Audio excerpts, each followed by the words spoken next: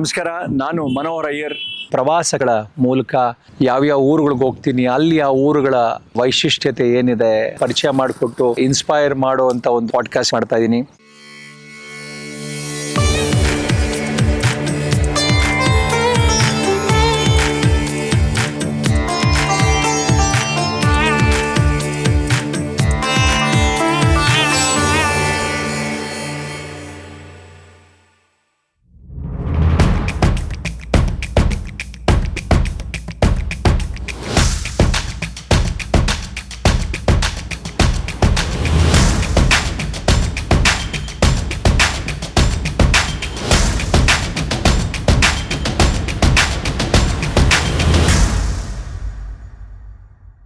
ಬಿಜಾಪುರ ಜಿಲ್ಲೆಯ ಇಂಡಿ ತಾಲೂಕಿನ ಅಗರಾಖೇಡ ಅನ್ನೋ ಒಂದು ಹಳ್ಳಿಯಲ್ಲಿದ್ದೀನಿ. ಚಾಲುಕ್ಯರು, ರಾಷ್ಟ್ರಕೂಟರು ಕಟ್ಟಿದಂತಹ ಶಂಕರಲಿಂಗ ದೇವಸ್ಥಾನ, ಹಾಗೆ ಕರ್ನಾಟಕದ ಏಕೀಕರಣಕ್ಕೆ ಶ್ರಮಿಸಿದ ಒಬ್ಬ ಮಹಾನ್ ವ್ಯಕ್ತಿ, ನಮ್ಮ ಕನ್ನಡದ ಪ್ರಖ್ಯಾತ ವಿದ್ವಾಂಸರಾದ ಸಾಹಿತಿಗಳಾದ ಶ್ರೀರಂಗ ಕಾವ್ಯನಾಮದ ಆದ್ಯ ರಂಗಾಚಾರ್ಯರ ಹುಟ್ಟೂರು. ಮೊದಲನೇ ಸಂಚಿಕೆಯಲ್ಲಿ ಮಹೇಶ್ ಹಾಗೂ ಸುರೇಶ್ ಬಡಿಗೇರ್ ಇಬ್ಬರು ಅಣ್ಣ ತಮ್ಮಂದ್ರು ರಥಶಿಲ್ಪಿಗಳು ಅಥವಾ ಕಾಷ್ಟಶಿಲ್ಪಿಗಳು ಅಂತ ಹೇಳ್ತಾರೆ. ಕಾಷ್ಟಶಿಲ್ಪಿ ಅಂದ್ರೆ, ಕಾಷ್ಟ ಅಂದ್ರೆ ಮರದ ಲಾಗುಗಳೇನಿದೆ, ಮರದ ತುಂಡುಗಳೇನಿದೆ, ಅದರಲ್ಲಿ ಕೆತ್ತನೆ ಕೆಲಸ ಮಾಡ್ತಾರೆ. ಈ ಅಣ್ಣ ತಮ್ಮಂದ್ರನ್ನ ನಿಮಗೆ ಪರಿಚಯ ಏನಕ್ಕೆ ಮಾಡ್ಕೊಡ್ತಾ ಇದ್ದೀನಿ ಅಂತಂದ್ರೆ, ಇವ್ರು ಇಬ್ಬರಿಗೂ ಇವಾಗ ದೃಷ್ಟಿ ಇಲ್ಲ. ಇಲ್ಲಿ ನೀವು ನೋಡ್ತಾ ಇರ್ಬೋದು, ಈ ಕೆತ್ತನೆಗಳೆಲ್ಲಾನು ಇದು ದೇವರ ರಥ ಅಥವಾ ತೇರು, ಏನು ಆ ತೇರಿಗೆ ಬೇಕಿದೆ, ಆ ಮರದ ಕೆತ್ತನೆ ಕೆಲಸಗಳು ನಡೀತಾ ಇದೆ. ಇವರು ಮೂಲತಃ ಬಾಗಲಕೋಟೆ ಜಿಲ್ಲೆಯವರು. ಇವರ ತಂದೆ ಕಾಷ್ಟಶಿಲ್ಪಿಗಳು. ತಂದೆ ಹತ್ರ ಇಬ್ಬರು ಅಣ್ಣ ತಮ್ಮಂದ್ರು ಕೆಲಸ ಕಲಿತಾರೆ. ಸುಮಾರು 20-25 ವರ್ಷ ಆದಮೇಲೆ ಇವರ ಮದುವೆ ಆಗುತ್ತೆ. ಅದಾದ ನಂತರ ಒಂದು 10 ವರ್ಷ ಆದಮೇಲೆ ಇವರಿಗೆ ಹುಟ್ಟು ದೃಷ್ಟಿ ಏನು ತೊಂದರೆ ಇರಲ್ಲ, ಹುಟ್ಟು ದೃಷ್ಟಿ ಇರುತ್ತೆ, ಚೆನ್ನಾಗಿರುತ್ತೆ. ಆದರೆ ನೈಟ್ ಬ್ಲೈಂಡ್ನೆಸ್ ಅಂತಂದರೆ ಸಂಜೆ ಹೊತ್ತಾದರೆ ಒಂದು ಸ್ವಲ್ಪ ಕಣ್ಣು ಕಾಣಿಸದೇ ಇರುವಂಥ ಒಂದು ಸಮಸ್ಯೆ ಶುರುವಾಗಿರುತ್ತೆ. ಒಂದು 20-25 ವರ್ಷದಲ್ಲಿ ಗೊತ್ತಾಗುತ್ತೆ ಅವ್ರಿಗೆ. 30-35ನೇ ವರ್ಷದಲ್ಲಿ ಇವರು ಸಂಪೂರ್ಣವಾಗಿ ಇಬ್ಬರು ದೃಷ್ಟಿ ಕಳ್ಕೊಂಡು ರಥಶಿಲ್ಪಿಗಳಾಗಿ, ಕಾಷ್ಟಶಿಲ್ಪಿಗಳಾಗಿ ಅವರು ಕೆಲಸ ನಿಭಾಯಿಸ್ತಾ ಇದ್ದಾರೆ. ಸಾಕಷ್ಟು ಊರುಗಳಲ್ಲಿ ಅವರು ರಥಗಳು ಮಾಡಿಕೊಟ್ಟು, ದೇವಸ್ಥಾನಗಳಲ್ಲಿ ಕೆಲಸ ಮಾಡಿಕೊಟ್ಟು, ಮನೆ ಬಾಗಿಲುಗಳು ಕೆತ್ತನೆ ಇರ್ಬೋದು. ಈ ಕೆತ್ತನೆ ಎಲ್ಲ ಏನು ನೋಡ್ತಾ ಇದ್ದೀರಾ, ಇದೆಲ್ಲ ಇವರಿಬ್ಬರು ಅಣ್ಣ ತಮ್ಮಂದರು ಮಹೇಶ್ ಹಾಗೂ ಸುರೇಶ್ ಬಡಿಗೇರ್ ಅವರು ಮಾಡಿರೋದು. ಇವತ್ತು ನನಗೆ ಇವರಿಬ್ಬರನ್ನ ಪರಿಚಯ ಮಾಡಿಕೊಡುವಂಥ ಒಂದು ಸುವರ್ಣಾವಕಾಶ. ಈ ಊರಿನ ಹಿರಿಯರೆಲ್ಲ ಸೇರಿ ಶಂಕರಲಿಂಗ ದೇವಸ್ಥಾನಕ್ಕೆ ಒಂದು ರಥ ತೇರು ಬೇಕು ಅಂತ ಹೇಳಿ ಇವರಿಬ್ಬರ ಬಗ್ಗೆ ಸೋಷಿಯಲ್ ಮೀಡಿಯಾ ಪೋಸ್ಟಲ್ಲಿ ವಿಚಾರ ತಿಳಿದು, ದೃಷ್ಟಿಹೀನರು ಕಾಷ್ಟಶಿಲ್ಪಿಗಳಿದ್ದಾರೆ, ಭಾಳ ಚೆನ್ನಾಗಿ ರಥ ಅಥವಾ ತೇರು ಕೆತ್ತನೆ ಮಾಡ್ತಾರೆ, ರಥ ಅಥವಾ ತೇರು ಮಾಡಿಕೊಡ್ತಾರೆ ದೇವಸ್ಥಾನಕ್ಕೆ ಅಂತ ವಿಚಾರ ಗೊತ್ತಾಗಿ ಈ ಊರಿನ ಹಿರಿಯರೆಲ್ಲ ಇವ್ರ ಮನೆಗೆ ಹೋಗಿ, ಇವರು ರಥ ಮಾಡಿರುವಂಥ ದೇವಸ್ಥಾನಗಳಿಗೆ ಹೋಗಿ, ಇಲ್ಲಿ ಶಂಕರಲಿಂಗ ದೇವಸ್ಥಾನಕ್ಕೆ ನಮಗೂ ಸಹ ಒಂದು ರಥ ಮಾಡಿಕೊಡಿ ಅಂತ ಒಂದು ಕಾಂಟ್ರಾಕ್ಟ್ ಕೊಡ್ತಾರೆ. ಇವರ ತಂದೆ ಕರ್ನಾಟಕ ರಾಜ್ಯ ಪ್ರಶಸ್ತಿ ವಿಜೇತರು. ತಂದೆ ತೀರ್ಕೊಂಡ ಮೇಲೆ ಇವರಿಗೆ ಕೆಲಸ ಸಿಗೋದು ಕಷ್ಟ ಆಗಿದೆ.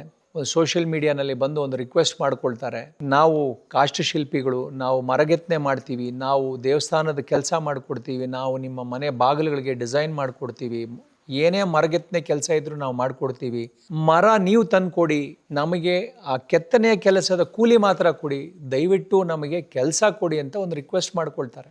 ಅಗರಾಖೇಡದ ಊರು ಹಿರಿಯರು ಇವ್ರ ಇಂಟರ್ವ್ಯೂ ನೋಡಿ, ಇಲ್ಲ ಇವ್ರಿಗೆ ನಾವು ಕೆಲಸ ಕೊಡೋಣ, ಇವ್ರಿಗೆ ನಾವು ಕೆಲಸ ಕೊಟ್ರೆ ಭಗವಂತ ಮೆಚ್ತಾನೆ, ಇದು ಜನ ಮೆಚ್ಚೋದಕ್ಕಿಂತ ದೇವರು ಮೆಚ್ಚುವಂತ ಕೆಲಸ ಅಂತ ಹೇಳಿ ಆ ದೇವರ ರಥ ಮಾಡುವಂತ ಒಂದು ಕಾರ್ಯನ ಮಹೇಶ್ ಹಾಗೂ ಸುರೇಶ್ ಬಡಿಗೇರ್ ಅವ್ರಿಗೆ ಈ ಊರಿನ ಜನ ಕೊಡ್ತಾರೆ. ಮೊದಲನೆಯದಾಗಿ ಅಗರಾಖೇಡದ ಎಲ್ಲ ಮುಖಂಡರಿಗೆ ನನ್ನ ನಮನಗಳು. ಎರಡನೇದಾಗಿ ಈ ಒಂದು ಸುವರ್ಣಾವಕಾಶ ಬಂದಿದೆ, ನಿಮ್ಮೆಲ್ರಿಗೂ ಮಹೇಶ್ ಹಾಗೂ ಸುರೇಶ್ ಬಡಿಗೇರ್ ಅವ್ರನ್ನ ಇಂಟ್ರೊಡ್ಯೂಸ್ ಮಾಡೋದಕ್ಕೆ. ಕೆತ್ತನೆ ಕೆಲಸ ಏನಿದ್ರು ಕೈ ಬೆರಳುಗಳಲ್ಲಿ ಮುಟ್ಟಿ ನೋಡಿ ಕೆತ್ತನೆ ಮಾಡುವಂಥ ಒಂದು ದಿವ್ಯ ದೃಷ್ಟಿನೇ ಇದೆ ಅಂತ ಹೇಳ್ಬೋದು. ಇವಾಗ ಮೊದಲನೇದಾಗಿ ಅಣ್ಣ ಸುರೇಶ್ ಅವ್ರ ಹತ್ರ ಮಾತಾಡ್ತೀನಿ. ಸುರೇಶ್ ಅವರೇ, ನೀವು ಈ ಕಾಷ್ಟಶಿಲ್ಪ ಇದನ್ನು ಯಾವಾಗ ಕಲ್ತ್ರಿ, ಯಾವಾಗಿಂದ ಮಾಡ್ತಾ ಇದ್ದೀರಾ, ನಿಮ್ಮ ವಯಸ್ಸು ಸಂಕ್ಷಿಪ್ತವಾಗಿ ನಿಮ್ಮಿಬ್ಬರ ಬಗ್ಗೆನೂ ಹೇಳಿ. ಸರ್, ನನಗಿವಾಗ 52 ವರ್ಷ, ನಮ್ಮ ತಮ್ಮಂಗೆ 50 ವರ್ಷ. ನಾವು ನಮ್ಮ ತಂದೆಯವ್ರಿಗೆ ಇಬ್ಬರೇ ಮಕ್ಕಳು. ಆದರೆ ನಾವು ನಮ್ಮ ತಂದೆಯವ್ರ ಜೊತೆಗೇ ಕೆಲಸ ಮಾಡ್ತಾ ಇದ್ದಿದ್ದು ಸರ್. ಇದು ನಮಗೆ ನೈಟ್ ಬ್ಲೈಂಡ್ನೆಸ್ ಹುಟ್ಟಿದಾಗಿಂದನೇ ಇತ್ತು. ಆದರೆ ಬರ್ತಾ ಬರ್ತಾ ಅದು ಕ್ರಮೇಣ ಕಡಿಮೆ ಆಗ್ತಾ ಬಂತು. ಅದಾದಮೇಲೆ ಸುಮಾರು ಮದುವೆ ಆದ ಒಂದು 1-2 ವರ್ಷದ ನಂತರ ಸಂಪೂರ್ಣ ದೃಷ್ಟಿಯಂಗಿ. ಮದುವೆ ಯಾವಾಗ ಆಗಿದ್ದು? 1998ರಲ್ಲಿ ಆಯಿತು ಸರ್. ಇವ್ರದ್ದು 75. ಸರಿ, 25ನೇ ವಯಸ್ಸಲ್ಲಿ ನಿಮಗೆ ಮದುವೆ ಆಯಿತು. ಸರ್. ನಿಮಗೆ ಮದುವೆ ಆದಾಗ ನೈಟ್ ಬ್ಲೈಂಡ್ನೆಸ್ ಇತ್ತು ಸರ್. ಅದಕ್ಕೆ ಚಿಕ್ಕಂದಿನಿಂದಾಗಿದ್ದು ಇತ್ತು ಸರ್ ನನಗೆ. ಸರಿ, ಇಬ್ಬರಿಗೂ ಅದೇ ಸಮಸ್ಯೆ ಇಬ್ಬರಿಗೂ ಸೇಮ್ ಸಮಸ್ಯೆ ರೆಟಿನಾಟಿಕ್ ಪಿಗ್ಮೆಂಟೋಸಾ ಡಿಸೀಸ್, ಅದು ಇಬ್ಬರಿಗೂ ಅದೇ ಡಿಸೀಸ್ ಇತ್ತು ಸರ್. ನಾವು SLC ವರೆಗೂ ಓದ್ತಾ ಇದ್ವಿ ಸರ್. ಹಗಲಿ ಬೆಳಕಲ್ಲಿ ಕಾಣಿಸ್ತಾ ಇತ್ತು, ಸ್ವಲ್ಪ ಬೆಳಕಿಗೆ ಲೈಟನ್ನು ಹತ್ತಿರ ಇಟ್ಕೊಂಡು ನೋಡಿದಾಗ ಅಕ್ಷರಗಳು ಕಾಣಿಸ್ತಾ ಇತ್ತು. ಮುಂದೆ PUC ಬಂದಮೇಲೆ ಅದು ಕೂಡ ಕಾಣಲೇ ಇಲ್ಲ ನಮಗೆ. ಅಕ್ಷರಗಳು ಕೂಡ ಬ್ಲರ್ ಆಗ್ತಾ ಅದು ದೃಷ್ಟಿಯೆಲ್ಲ ಮಂದಾಗ್ತಾ ಹೋಯಿತು. ಮುಂದೆ PUC ಎಕ್ಸಾಮ್ ಬರೆಯೋದಾಗಲಿಲ್ಲ ನನಗೆ. ಅಕ್ಷರ ಜನ ಕೆಲಸ ಕಾಣ್ತಿದ್ದಿಲ್ಲ ಅಷ್ಟೇ. ಜನರೆಲ್ಲ ಕಾಣ್ತಾ ಇದ್ರು, ಓಡಾಡ್ಲಿಕ್ಕೆಲ್ಲ ಸಮಸ್ಯೆ ಇದ್ದಿಲ್ಲ. 2005 ಕೆಲಸ ಮಾಡಿದ್ವಿ ಸರ್. 2005ರಿಂದ ರೀ 2025 ಅಂದ್ರೆ 20 ವರ್ಷ ಆಯ್ತು ಈಗ. ಈ ಒಂದು ಜೆನೆಟಿಕ್ ಡಿಸಾರ್ಡರ್ ಏನಿದೆ ಇದು ನಿಮಗೆ ಆಗಿದೆ ಅಂತ ಹೇಳಿ ಅಥವಾ ಇದೆ ಅಂತ ಹೇಳಿ ನಿಮಗೆ ಯಾವ ವರ್ಷದಲ್ಲಿ 1991 91 ಅಂದ್ರೆ ಸುಮಾರು ನಿಮಗೆ ಅವಾಗ 20 ವರ್ಷ 40 ವರ್ಷದ ನಂತರ ಹೋಗುತ್ತೆ ಇದ್ರು. ಅದು 40 ವರ್ಷದ ಒಳಗಡೆನೆ ಹೋಯ್ತು. ಈ ದೃಷ್ಟಿ ಹೋಗುತ್ತೆ ಅಂತ ಗೊತ್ತಾದ್ರೂ ಸಹ ನಿಮಗೆ ಇನ್ನು 5 ವರ್ಷ ಆದ್ಮೇಲೆ ಅಂದ್ರೆ 25ನೇ ವಯಸ್ಸಲ್ಲಿ ನಿಮಗೆ ಮದುವೆ ಆಗುತ್ತೆ. ಈ ಹೆಣ್ಣು ಕೊಟ್ಟವ್ರಿಗೆ ಅಥವಾ ಹೆಣ್ಣು ನಿಮ್ಮನ್ನ ಮದುವೆ ಆಗುವಂತ ಬಂದಂತ ಹುಡುಗಿಗೆ ಈ ನಿಮಗೆ ಈ ತರ ಒಂದು ಸಮಸ್ಯೆ ಇದೆ ಅಂತ ಗೊತ್ತಿತ್ತಾ? ಹೇಳಿಬಿಟ್ಟು ಮಾಡ್ಕೊಂಡಿದ್ರು. ಯಾಕೆ ಇದನ್ನ ಕೇಳಿದೆ ಅಂತ ಅಂದ್ರೆ ಇದ್ರ ಬಗ್ಗೆ ನಾನು ವ್ಯಂಗ್ಯವಾಗಿ ಮಾತಾಡೋದಕ್ಕಲ್ಲ ಅಥವಾ ಯಾವುದೇ ರೀತಿ ನಿಮ್ಮನ್ನ ಮನಸ್ಸು ನೋಸಕ್ಕಲ್ಲ. ಈಗಿರೋ ವಾಸ್ತವ ಇದರಲ್ಲಿ ಸಾಕಷ್ಟು ಜನರ ತ್ಯಾಗ ಇದೆ. ಆ ತ್ಯಾಗ ನಮ್ಮೆಲ್ರಿಗೂ ಗೊತ್ತಾಗಬೇಕು. ಯಾಕಂದ್ರೆ ಮೊದಲನೇ ತ್ಯಾಗ ಅನ್ನೋದು ಮಾಡಿರೋದು ನಿಮ್ಮ ತಾಯಿಯವರು. ನಿಮ್ಮ ತಂದೆ ತೀರೋದ ಮೇಲೆ ನಿಮ್ಮನ್ನ ಸಾಕಿಸಲಿಹಿ ಇಬ್ಬರು ವಯಸ್ಸಿಗೆ ಬಂದಂಥ ಬೆಳೆದ ಮಕ್ಕಳು, ನೀವು ಗಂಡು ಮಕ್ಕಳು ಇಬ್ಬರೂ, ನಿಮಗೆ ದೃಷ್ಟಿ ಇಲ್ಲ ಅಂತಂದರೆ ಒಂದು ತಾಯಿಗೆ ಆಗಲಿ ತಂದೆಗೆ ಆಗಲಿ ಎಷ್ಟು ಕುಗ್ಗೋಗ್ತಾರೆ ಅಂತಂದರೆ, ಗಂಡು ಮಕ್ಕಳಂದ್ರೆ ಏನು, ಆಚೆ ಹೋಗಿ ದುಡ್ಕೊಂಡು ಬರ್ತಾರೆ ಅಥವಾ ದುಡ್ದು ಮನೆ ನೋಡ್ಕೊಳ್ತಾರೆ ಅಂತ ಇರುತ್ತೆ. ನಿಮಗೆ ಕಣ್ಣೇ ಹೊರಟೋಗುತ್ತೆ ಅಂದಾಗ ಆ ತಾಯಿಗೆ ಆಗುವಂಥ ಒಂದು ನೋವಿದೆಯಲ್ಲ.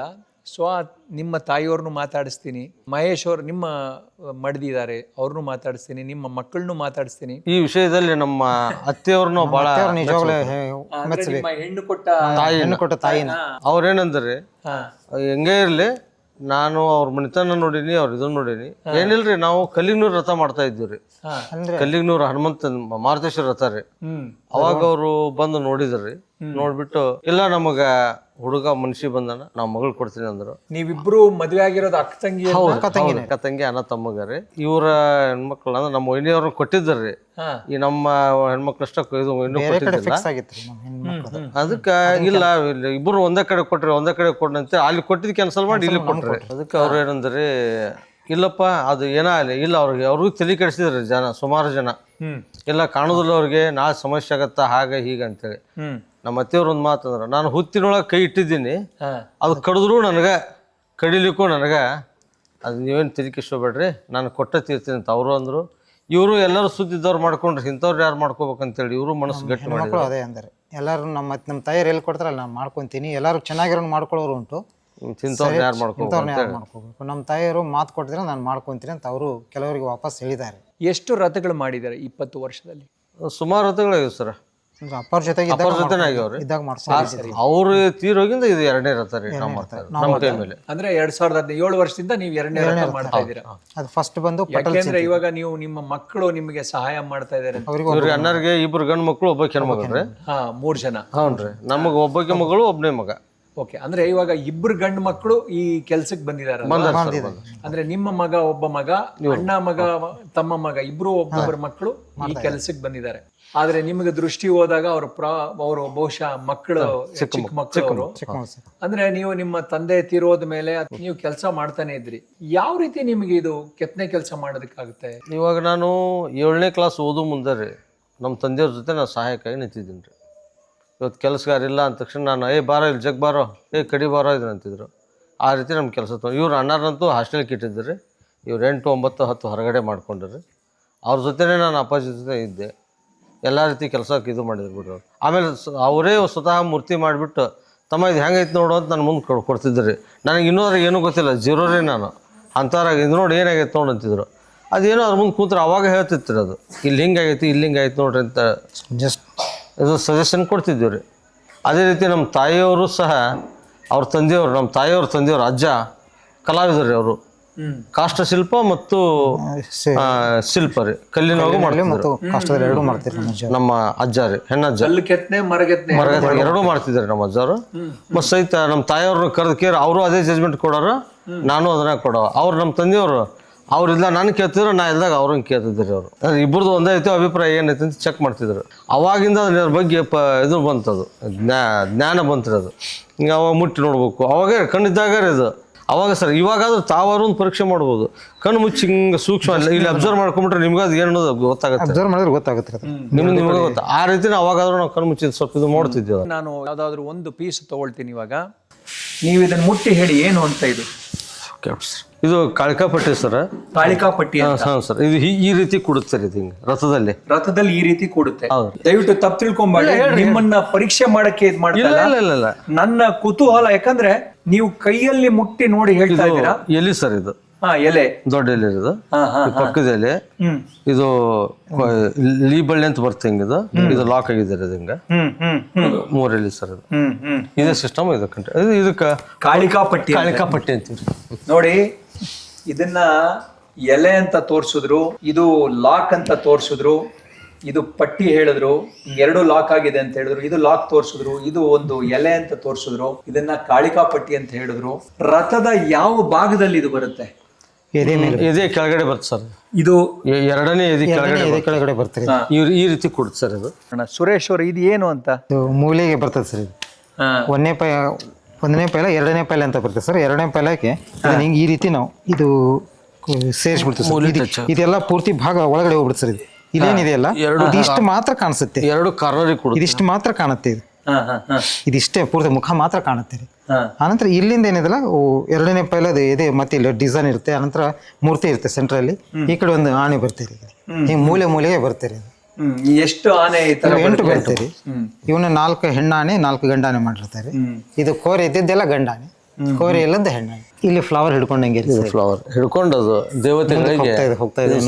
ಇಲ್ಲೆಲ್ಲ ಡಿಸೈನ್ ಬರ್ತದೆ. ಅಂದ್ರೆ ಈ ಆನೆ ದೇವತೆಗಳಿಗೆ ಹೂವ ಹಿಡ್ಕೊಂಡು ಹೋಗ್ತಾ ಇದೆ ಅಂತ. ಇಲ್ಲಿ ಆಭರಣಗಳು ಬರ್ತಾ ಇದೆ. ಮಹೇಶ್ ಅವರೇ, ಇವಾಗ ಈ ಊರವರು ಅಂದ್ರೆ ಅಗರಕೇಡವರು ನಿಮ್ಮ ಹತ್ರ ಬಂದ್ರು, ಶಂಕರಲಿಂಗ ದೇವಸ್ಥಾನ ಇದೆ, ಈ ತರ ನೀವು ಮಾಡಿರೋ ದೇವಸ್ಥಾನದ ತೇರುಗಳು ರಥಗಳು ನೋಡಿದ್ರು, ನಿಮ್ಮ ಕೆತ್ತನೆ ಕೆಲಸ ಎಲ್ಲ ಇಷ್ಟ ಆಯ್ತು ಅವ್ರಿಗೆ, ಬೇರೆ ಯಾರಿಗೋ ಕಾಂಟ್ರಾಕ್ಟ್ ಕೊಡೋರಿದ್ರು, ಆಮೇಲೆ ಈ ಕೆಲಸನ ನಿಮ್ಗೆ ಒಪ್ಸಿದ್ರು. ಯಾವ ರೀತಿ ಕೆತ್ತನೆ ಮಾಡಬೇಕು, ಅಥವಾ ರಥ ಎಷ್ಟು ಅಡಿ ಇದೆ, ಯಾವ ಥರ ಬರಬೇಕು, ಅಥವಾ ಈ ಸ್ಥಳ ಪುರಾಣ, ಈ ದೇವಸ್ಥಾನದ ಸ್ಥಳ ಮಹಿಮೆ, ಅಥವಾ ಈ ದೇವಸ್ಥಾನದ ಬಗ್ಗೆ ತಿಳ್ಕೊಂಡು ನೀವು ರಥದ ಕಲ್ಪನೆ ಮಾಡಿಕೊಂಡ್ರ? ಯಾವ ರೀತಿ ಮಾಡ್ತೀರಾ ಈ ಒಂದು ರಥ ಮಾಡಬೇಕು ಅಂದರೆ ನಿಮಗೆ? ಅಂದ್ರೆ ಸರ್, ಇವ್ರು ಬಂದ ತಕ್ಷಣ ನಾವೆಲ್ಲ ವಿಚಾರ ಮಾಡಿದ್ದೀವಿ ರೀ. ಅವ್ರನ್ನ ಕೇಳಿದ್ರಿ, ನಿಮ್ಗೆ ಎಷ್ಟು ಅಡಿ ಗಾಲಿ ಇದು ಆಗ್ಬೇಕು ಅಂತೇಳಿ. ಅಂದರೆ 7 ಅಡಿ ಗಾಲಿದ್ರಿ ಇದು ರಥ ರೀ. 7 ಅಡಿ ಚಕ್ರದ್ರಿ ಅದು. ಅದಕ್ಕೆ ಅಂತ ಅದ್ರ ತಕ್ಕ ನಾನು ಮಾಡ್ಬೇಕಂದ್ರೆ 51 ಅಡಿ ಬರ್ತಾರೆ ಇದು ರಥ. ಎಷ್ಟು ಅಡಿ ಚಕ್ರ ಇದ್ರೆ, ಎತ್ತರ ಇದ್ರೆ ಅದಕ್ಕೆ ಇಷ್ಟು ಅಡಿ ನಾವು ಅದನ್ನ ಕಟ್ಟಿ ಬೇಸ್ಮೆಂಟ್ ಹಾಕೋಬೇಕು, ಇಷ್ಟೇ ಶಿವನ್ ತೊಲೆ ಇರ್ಬೇಕು, ಇಷ್ಟು ಹಚ್ಚಿರ್ಬೇಕು, ಇಷ್ಟು ಎತ್ತರ ಗಡ್ಡಿ ಇರ್ಬೇಕು, ಇಷ್ಟು ಮಂಟಪ ಇರ್ಬೇಕು ಅಂತ ಒಂದು ಮೆಜರ್ಮೆಂಟ್ ಇರ್ತಾರೆ. ರಥದ ಭಾಗಗಳು ಯಾವ್ದ್ಯಾವ್ದಿದೆ ಅಂದ್ರೆ ಸರ್, ಫಸ್ಟ್ ಆ ಚಕ್ರದಲ್ಲಿ ಹಾಕುವಂತ ಒಂದು ಅಚ್ಚು ರೀ ಇದು. ಅಂದ್ರೆ 2 ಗಾಲಿ ಅಂದ್ರೆ ಚಕ್ರದ ಆಚೆ ಈಚೆ ಇರುತ್ತೆ. ಆ ಎಕ್ಸೆಲ್ಗೆ ನಾವು ಅಚ್ಚು ಅಂತೀವ್ರಿ. ಎರಡು ಚಕ್ರನ ಹಿಡ್ಕೊಂಡಿರೋ ಆ ನೆಕ್ಸ್ಟ್ ಬಂದು ಶಿವನ್ ತೊಲೆ ಬರ್ತಾರೆ 4 ಶಿವನ ತೊಲೆ,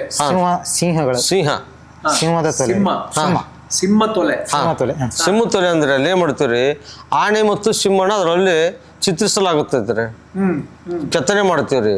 ಅದ್ರ ಉದ್ದೇಶ ಏನಂದ್ರಿ, ಇಲ್ಲಿ ವೈರತ್ವವನ್ನು ಮರೆತು ಆನೆ ಮತ್ತು ಸಿಂಹ ಸ್ವಪ್ನ ಆದರೆ ಆನೆ ಮಲಗಿದ ಹೊತ್ತಿಗೆ ಎದ್ದು ಓಡೋಗುತ್ತೆ, ಚಿಟ್ಟನ ಚೀರು ಓಡೋಗುತ್ತಲ್ಲ, ಆ ಸಿಸ್ಟಮ್ ಇದ್ದಾಗ ಇಲ್ಲಿ ನಾವು ವೈರತ್ವವನ್ನು ಮರೆತು ದೇವರ ಸ್ಥಳದಲ್ಲಿ ಎಲ್ಲರೂ ಒಂದಾಗಿ ನಾವು ಬದುಕಬೇಕು, ಭಗವಂತನ ಸೇವಾ ಮಾಡಬೇಕು ಅನ್ನೋದೊಂದು ಇಲ್ಲಿ ಬರಲಿ ಅನ್ನೋ ಒಂದು ಸಾಂಕೇತಿಕವಾಗಿ ಅದನ್ನ ಹಾಕಿರ್ತೀವ್ರಿ. ಆನೆ ಮತ್ತು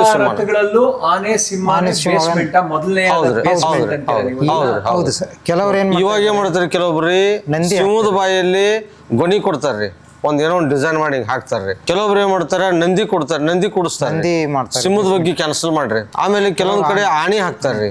ಏನೋ ರೀ ಅವ್ರವ್ರ ಹಂಗ. ಆದ್ರೆ ಆಕ್ಚುಲಿ ಅದ್ರ ಹೆಸರೇ ಇವ್ರು ಆಣಿ ಹಾಕ್ಲಿ ನಂದಿ ಹಾಕ್ಲಿ ಏನೋ ಹಾಕಿದ್ರು ಅದು ಸಿಂಹದ ತೊಲೆನೇ ರೀ. ಅದು ಸಿಂಹ ತೊಲೆನೇ. ಅದಾದ್ಮೇಲೆ ಮೊದಲು ಚಕ್ರ ಬರುತ್ತೆ, ಗಾಲಿ ಬರುತ್ತೆ, ಸಿಂಹ ತೊಲೆ ಬರುತ್ತೆ. ಅದಾದ್ಮೇಲೆ ಏನ್ ಬರುತ್ತೆ? ಕಟ್ಟೆ ಅಂತ ಬರ್ತೀರಿ 3 ಲೈನ್ ರೀ. ಅದು ಇದು 7 ಅಡಿ ಚಕ್ರಕ್ಕೆ ರೀ 8 ಕಾಲ್ ಅಡಿ ಬರುತ್ತೆ ರೀ ಅದು.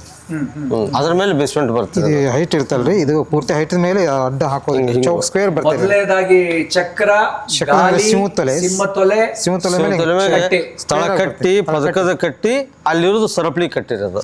ಇದ್ರ ಮೇಲ್ಗಡೆ ಒಂದು ನಾತ್ರ ಅಂತ ಬರ್ತಾರೆ. ಅಂದ್ರೆ ಅದು ಹಿಂಗ ಕಟ್ಟಿಂಗ್ ಆಗುತ್ತೆ, ಹಿಂಗ ಒಂಥರ ಮೂಲಿ ಮೇಲೆ ಕೊಳವೆ ಕಟ್ಟಿಂಗ್ ಆಗತ್ತೆ ಅದು. ಅದಕ್ಕೆ ವೇದಗಳನ್ನ ಹಾಕ್ತಿವ್ರಿ. ಋಗ್ವೇದ, ಯಜುರ್ವೇದ, ಸಾಮವೇದ, ಅಥರ್ವಣ ವೇದ, ಅವ್ರ ತಾತ್ಪರ್ಯನೂ ಕೊಡ್ತೀವ್ರಿ ಅಲ್ಲಿ. ವೇದಗಳ ಹೆಸರು ಬರಿತೀವ್ರಿ, ವೇದಗಳ ಹೆಸರು ಹಾಕ್ತಿವ್ರಿ. ಈ ಕಡೆ ಋಗ್ವೇದ ಪ್ರಜ್ಞಾನಂದಂ ಬ್ರಹ್ಮ. ಋಗ್ವೇದ ಪ್ರಜ್ಞದಲ್ಲಿ ನೀನಿದ್ದಿ ಅಂತ ಹೇಳುತ್ತೆ. ಯಜುರ್ವೇದ ಅಹಂ ಬ್ರಹ್ಮಾಸ್ಮಿ. ಅಥರ್ವಣ ವೇದೆ ತತ್ವಮಸಿ.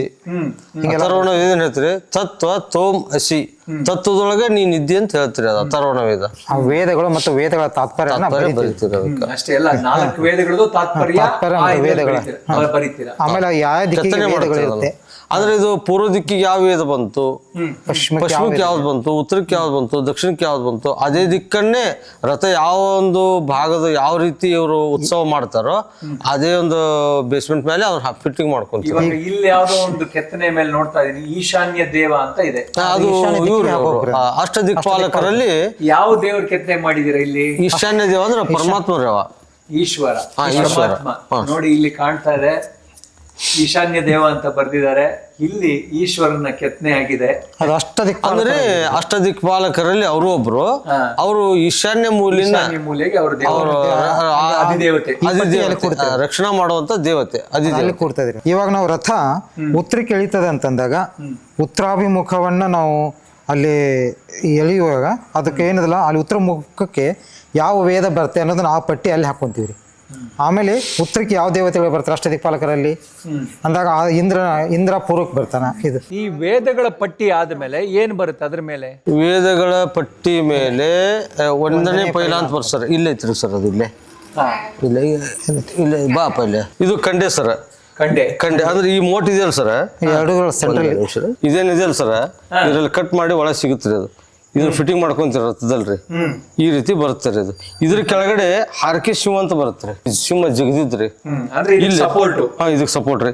ಇದ್ರ ಕೆಳಗಡೆ ಆಗಲ್ಲ ಆಣಿ ನೋಡಿದ್ರೆ ಅಂತಾವು ಆಣಿ ಮೇಲ್ಗಡೆ ಸಿಂಹ ಇರುತ್ತೆ, ಸಿಂಹದ ಮೇಲೆ ಇದು ಇರುತ್ತೆ. ಇದ್ರ ಮೇಲೆ ಮತ್ತೆ ಬೇರೆ ಬರುತ್ತೆ. ಇವಾಗ 7 ಅಡಿ ಗಾಲಿ ಬರ್ಬೇಕು, 51 ಅಡಿ ಎತ್ತರ ಬರ್ಬೇಕು ಅಂತಂದ್ರು. ನೀವು ಕಾಷ್ಟಶಿಲ್ಪದ ಏನು ಒಂದು ಫಾರ್ಮುಲಾ ಇದೆ, ನೀವು ಲೆಕ್ಕಾಚಾರ ಮಾಡಿ ಹೇಳಿದ್ರಿ. ಇಷ್ಟು ಅಡಿಗೆ ಇಷ್ಟು ಮರ ಬೇಕಾಗುತ್ತೆ ಅಂತ ನಿಮ್ಗೆ ಲೆಕ್ಕ ಸಿಗುತ್ತಲ್ಲ? ಹೌದು ಸರ್, ಹೌದು ಸರ್. ಅದನ್ನ ನಾವು ಫಸ್ಟ್ ಒಂದು ಅದರದೇ ಆದೊಂದು ಲೆಕ್ಕಾಚಾರ ಇರುತ್ತೆ. ಆ ಲೆಕ್ಕಾಚಾರ ಮಾಡಿಬಿಟ್ಟು ಈ ಶಿವಂತಲ್ಲಿ ಇಷ್ಟು ಅಡಿ ಇರಬೇಕು, ಇಷ್ಟು ಸೈಜ್ ಇರಬೇಕು, ಹಿಂಗೆಲ್ಲ ನಾವು ಮಾಡ್ಕೊಂತೀವಿ ಅವ್ರನ್ನ.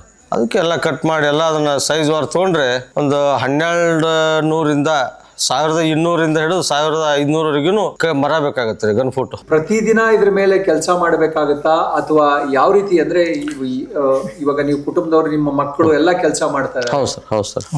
ಬೆಳಿಗ್ಗೆ ಎದ್ದ ತಕ್ಷಣ ಸ್ನಾನ ಪೂಜೆ ತಿಂಡಿ ಮುಗಿಸ್ಕೊಂಡು 7-7:30 ನಾವು ಕೆಲಸಕ್ಕೆ ಕೊಡ್ತೀವಿ ಸರ್. ಮತ್ತೆ ಮಧ್ಯಾಹ್ನ 1:30ಗೆ ಊಟಕ್ಕೆ ಬಿಡ್ತೀವಿ.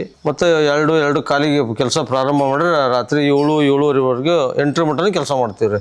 ಇಷ್ಟು ನಿರಂತರ ಕೆಲಸ ಮಾಡಿದ್ರು ಇದು ಅಷ್ಟು ಬೇಗ ಮುಗಿಯಲ್ರಿ. ಒಳ್ಳೆ ಕೆಲಸ ಇದು, ಓಡಲ್ಲ ಕೆಲಸ, ಫಾಸ್ಟ್ ಆಗಿ ಓಡಲ್ಲ. 12 ತಾಸುಗಳು ಪ್ರತಿದಿನ.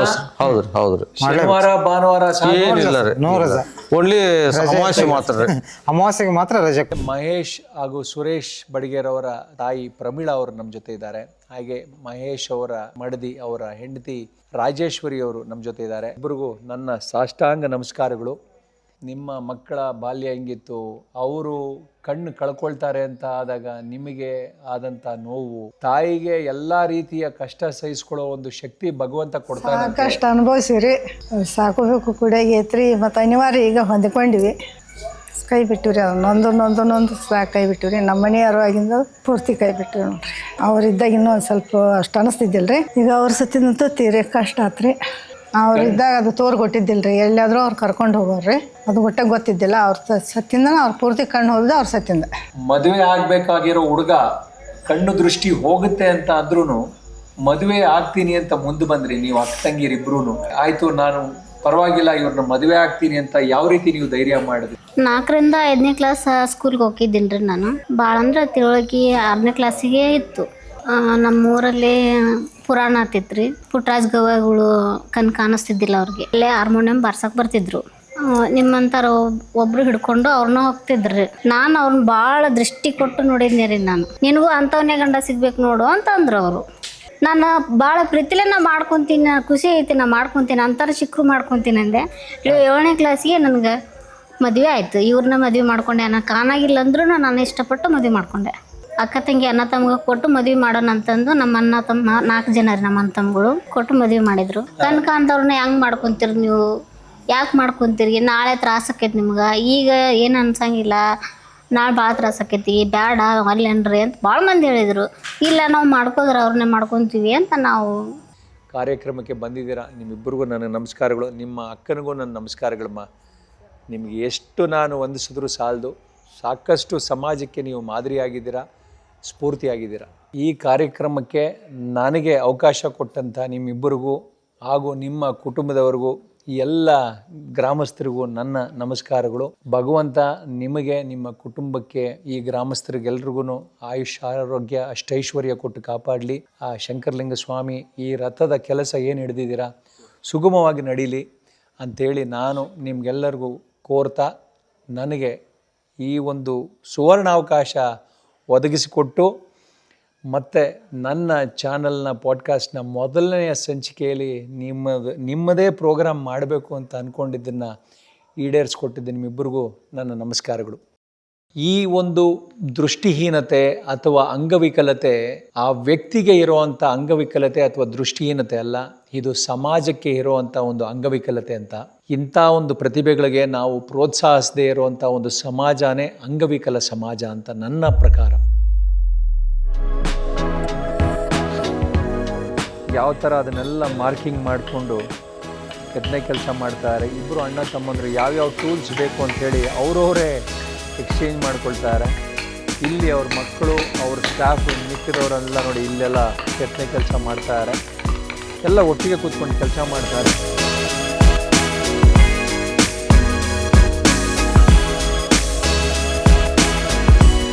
ಇದು ಅಗರಕೇಣ ಗ್ರಾಮದ ಶಂಕರಲಿಂಗ ದೇವಾಲಯದ ರಥದ ನೀಲಿ ನಕ್ಷೆ ಬ್ಲೂ ಪ್ರಿಂಟು. ಇದು ರಥ ಹೋಗೋದ ಮೇಲೆ ಈ ಥರ ಬರುತ್ತೆ. ಮರಿಬೇಡಿ, ಶೇರ್, ಲೈಕ್ ಆ್ಯಂಡ್ ಸಬ್ಸ್ಕ್ರೈಬ್. ನಿಮ್ಮ ಪ್ರೋತ್ಸಾಹ. ನಮಸ್ಕಾರ.